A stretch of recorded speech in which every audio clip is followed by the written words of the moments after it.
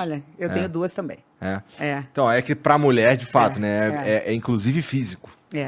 Nesse momento da maternidade, eu comecei a sentir a dor de outras Marias, de outras mães. Eu tenho duas Marias dentro de casa, minhas filhas, de outras mães. Então, assim, eu sei o que é a fome de um filho. Quando eu dava de mamar e estava voltando do trabalho e tudo mais, Maria Fernanda está chorando de fome, Maria Eduarda precisa...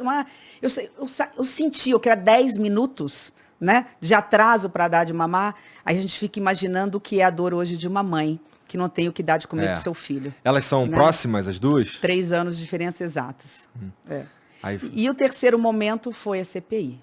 Foi a pandemia. CPI, de fato, eu anotei aqui para a gente falar sobre ela. Foi um dos momentos mais tristes. Eu entrei muito comovida e saí totalmente indignada com tudo que eu vi ali dentro. Por quê?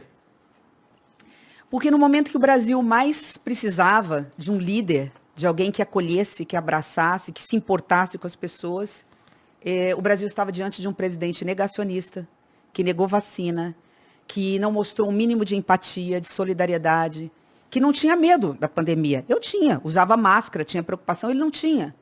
Então, ao invés de sair em motociata, né, ele saía em motociata pelas avenidas do Brasil, se ele pudesse entrar num hospital, só num único momento de dor de uma mãe que perdeu um filho e tivesse abraçado essa mãe, ele teria todo o meu respeito.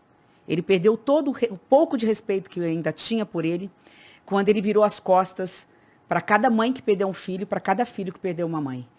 E eu vi ali não só o atraso da compra de vacina, a Pfizer, aqui não tem problema falar... Não, pode falar o que você quiser.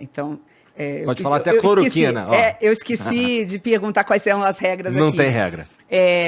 A Pfizer, e nós vimos isso pelo depoimento dos CEOs, né, disse que estava pronta para fazer o Brasil ser o primeiro país do mundo a vacinar. Nós poderíamos ter começado a vacina 45 dias antes. Então foram 2 momentos muito tristes. E aí eu fico imaginando, eu não perdi ninguém da minha família, nenhum parente próximo, nenhum amigo querido.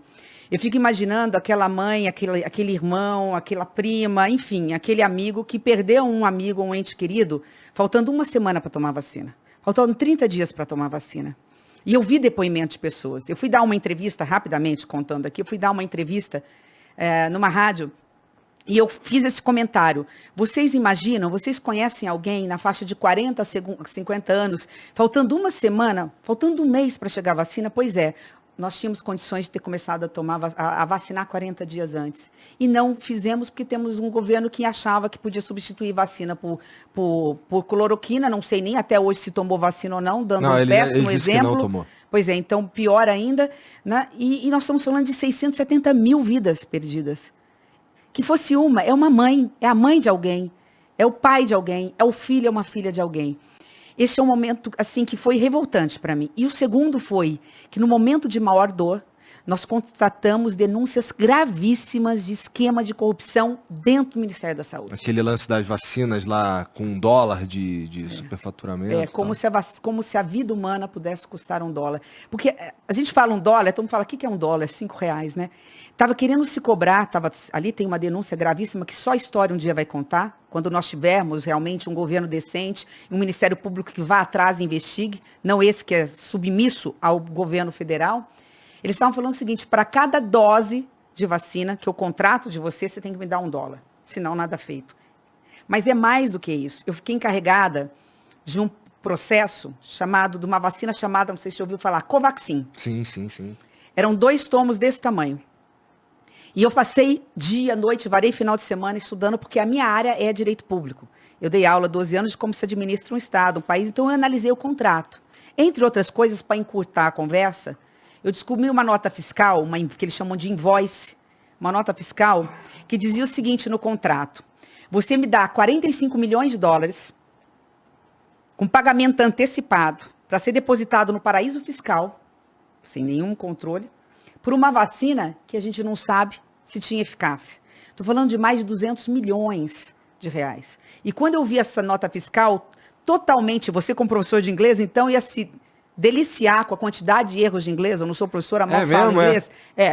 com todas as notas, todos os equívocos ali, tava tudo ali. A denúncia estava ali, nós tivemos que denunciar. Então fala assim, não houve corrupção na compra da vacina, porque a CPI antecipou e a CPI impediu. É isso que eu ia falar, porque isso daí não chegou a ser comprado, não chegou a pagar por essas vacinas aí.